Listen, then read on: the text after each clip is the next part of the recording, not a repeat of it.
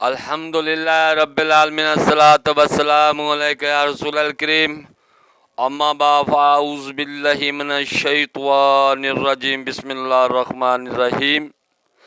नाज़रीन इकराम, दोस्तों, बुज़ुर्गों, मेरी बहनों, अस्सलामु अलैकुम व रहमतुल्लाहि व बरकातुहू।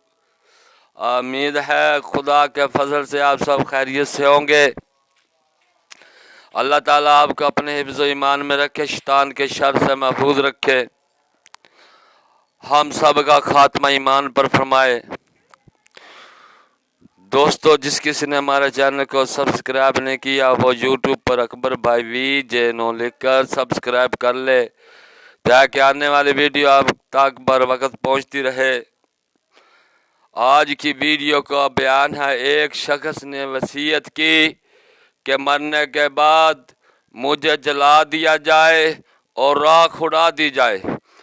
जिल्द नंबर 4, सही बुखारी नज़्तुल कारी, हदीस नंबर 1839, सफ़ा नंबर 376 पर हज़रत अबू सईद खारी रज़ियल्लाहु ताला अन्हु ने नबी सल्लल्लाहु अलैहि वसल्लम से रिवायत करते हैं कि आप सल्लल्लाहु अलैहि वसल्लम ने फरमाया, तुमसे पहले एक शख्स था जिसको अल्लाह ताला ने बहुत माल दिया, बहुत माल अता फरमाया।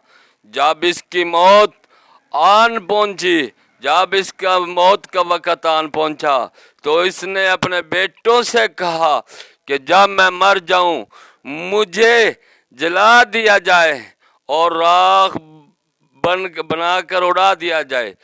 जब उसकी मौत आ गई, उसकी डेथ हो गई, तो उसके अपनों ने, उसके बेटों ने उसे जला दिया और राख बनाकर हवा में उड़ा दिया।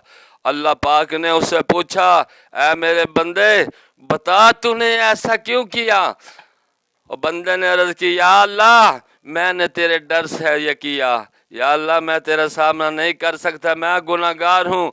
मैंने तेरे डर से ये वसीयत की कि मुझे जला दिया जाए और राख बना कर उड़ा दिया चाहे, चाहे कि मेरा नामो निशान ही मिट जाए।